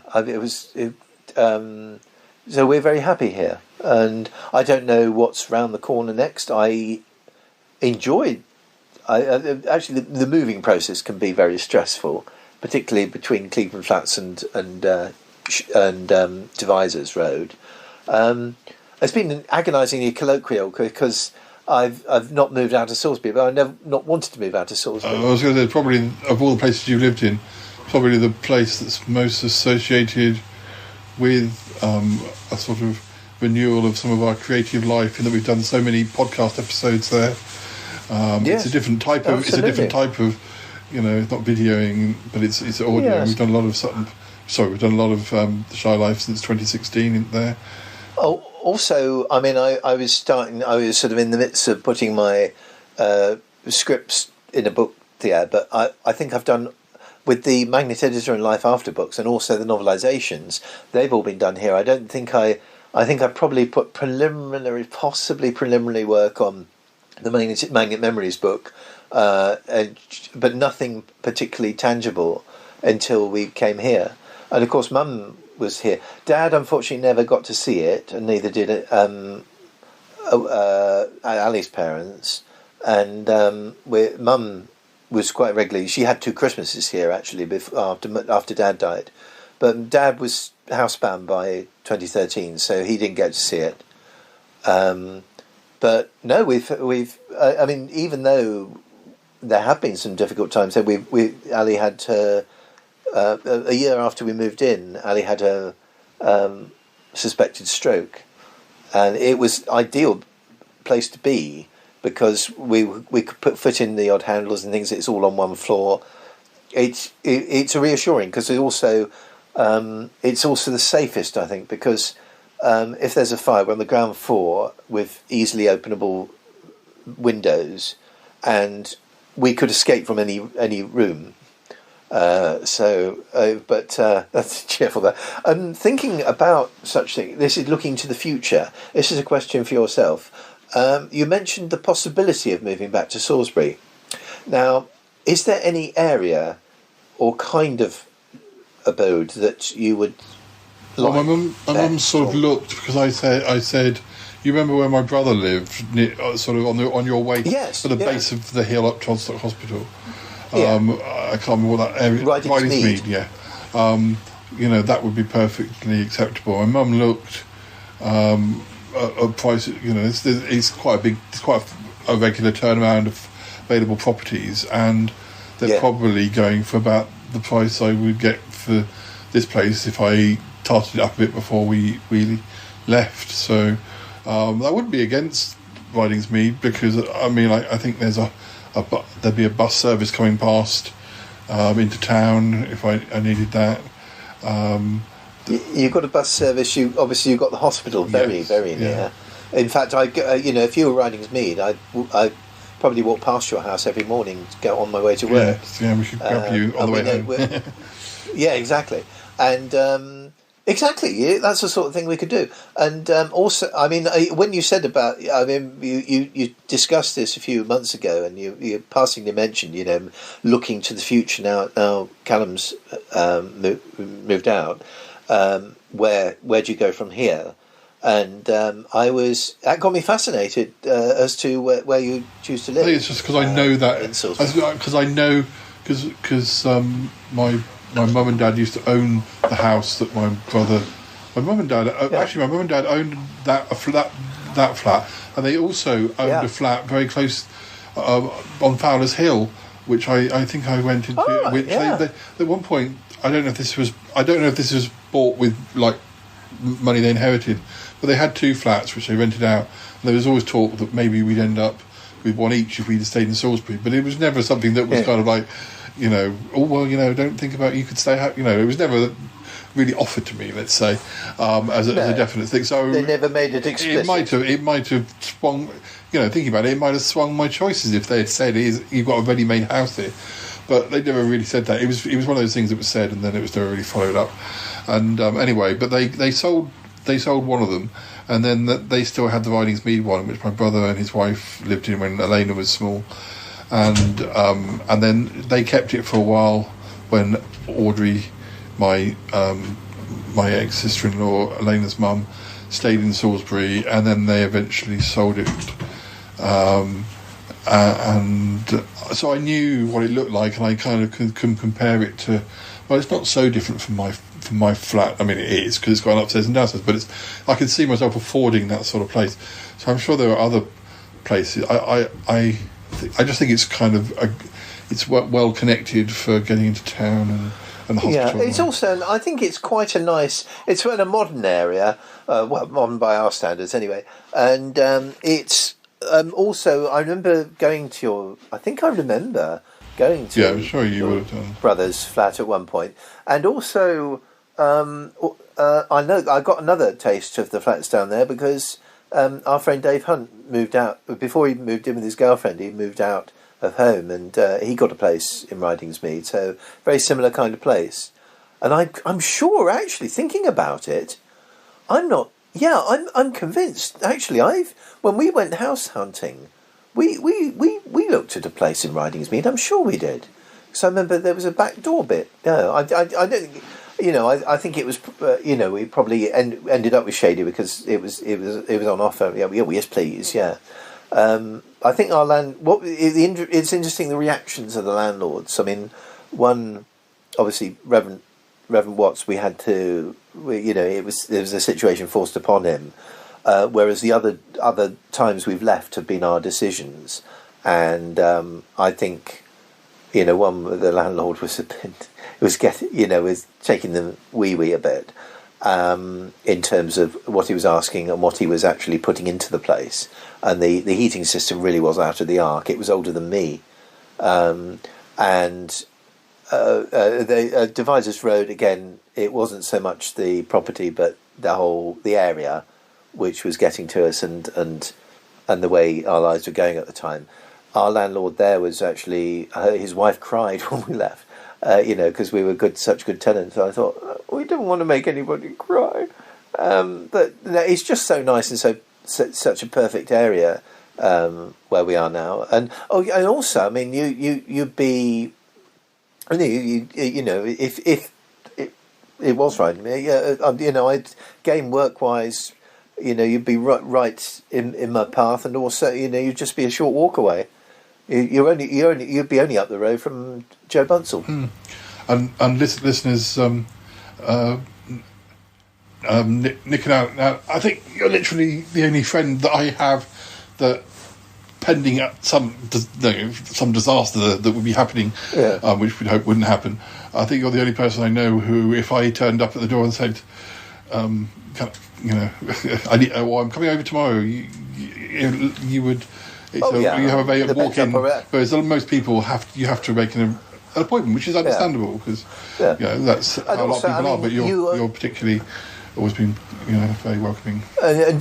And also, you've been always reliable in terms of keeping in touch, which seems to be incredibly difficult for some people. And I think even as far since about '88, I've always known when the next meetup's going to be, or when the next meetup is projected to be. You know, we've always had something up our sleeve about meeting up again, and I think that's incredibly healthy and sadly very rare these days. Also, I suppose it's a slightly unusual situation, but also it's a sort of make yourself at home, and I know you mean it. So because often I've been at your house, and you go on a Sunday, you go to church. That's right. I just say, well, we'll just do your own thing. Podcast. Yeah, edits. so I've done podcasts in your house when you've not been there. You know. I did those the video, at least that introductory video I would have done when you were at church. It's very. It's because you're far and away. Across the years, you are most regular visitor, and it's always very easy, and time always goes way too quickly, and indeed doing these podcasts, time goes way too quickly. Before we conclude, at least on our house chat, I've got a memory from your wedding night. But I wasn't with you, so but going back to Church Street, going back to, that was.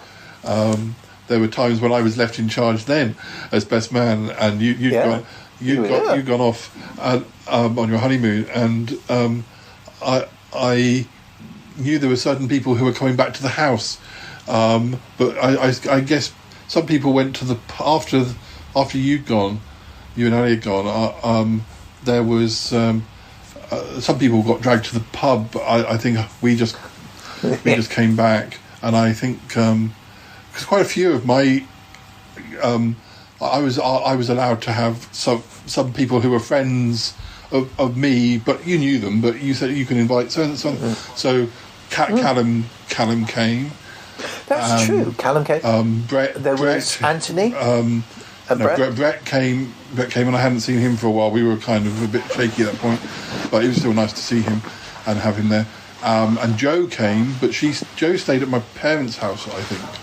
Is that right? Did she came? No, she didn't. Yes. Did she come to the wedding? Or did she, yes, she did. Yes, you've seen the photographs. Yeah, she stayed in my parents. Because bless her heart, her dad had died recently. Quite, around the time. I don't know. I'm trying to think how she got out to my parents. After the, how did she end? But my cousin was staying in the house. In those days, the Church Street house was you could cram a lot of people in there. My cousin, that's my cousin's husband, and my godson was staying. And most people had come home. I think my sister. Most people were back. My sister stayed at the Queen's Arms. A pub in town, and that was the beginning of a long association with the Queen's Arms that we had. We used to have Sunday lunch there. It was a bit like doing a roll call because nobody else had a key, and it was getting quite late. And I was thinking, was Dex staying with us? Was it Dex? Yes, yeah, I think he was the one who got dragged out to the pub, and he wasn't back yet. And we were kind of like, well, do we presume he's gone off somewhere? He's staying somewhere else now, or is he due? But if we can't go to bed really until he comes because he won't be able to get in. So, and I think he did finally show up, but it was kind of being all in charge. And then I went home with your wedding certificate in my jacket pocket. I had to get it back to you. And we kind of went, oh shit.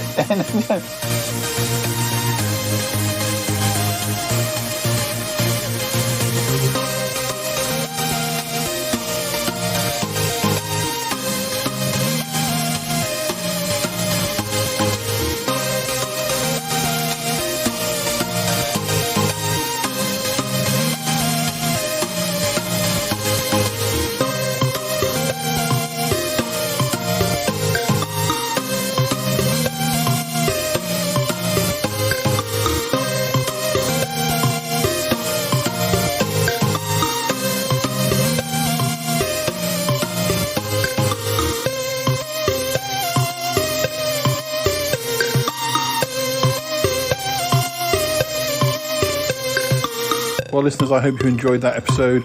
That's about all we've got time for. I think we dug up quite a lot of different stories there. Interesting how houses can trigger all sorts of memories. I've been in this house for 20 years now, and when I think back, that takes me back to a few years before even Dealey moved in, and Dealey's been here 16 years. So this flat has gone through lots of different changes as well, from being neat when I first bought it to being a right mess for a while, and now being the nicest it's ever been. So, and that's all thanks to Toby. But anyway, that is about all we've got time for. So do join us again soon. We've got plenty more episodes waiting for you to hear, and so we'll see you again soon. All right, bye for now. Thanks again to Nick. Bye now. Bye. I gotta go now. Bye. I want to go with you. Gotta go. Bye. Goodbye, goodbye, goodbye, goodbye, goodbye, goodbye. This show is part of the Pride 48 network. Find more shows over at pride48.com. Oh dear, what's going on now? Oh, it's the Shy Life Podcast. Let's go. I have a voice. I have a voice. You have a voice. You have a voice. We have a voice. We have a voice. Unique voices in podcasting. UnivazPods.net. But meanwhile, of course, we went to Southbourne and walked along the beach in our wedding gear, which was a really kind of quite nice thing to do. But yeah, so it was. We could get loads of people to stay over. Oh, Deals is here. I'm talking to Nick Deals. Oh, Deals, you all right, love? Yeah, he can't hear you. But oh, bless. Yeah, he's. Oh, is he? How is he doing? He's a lot better. Oh, good. Oh, bless his heart.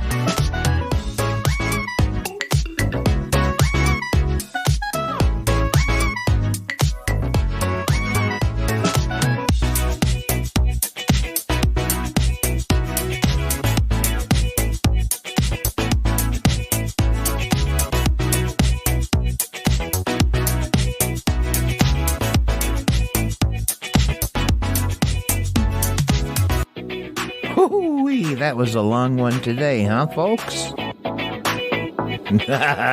He ain't all that shy. No. I've met him.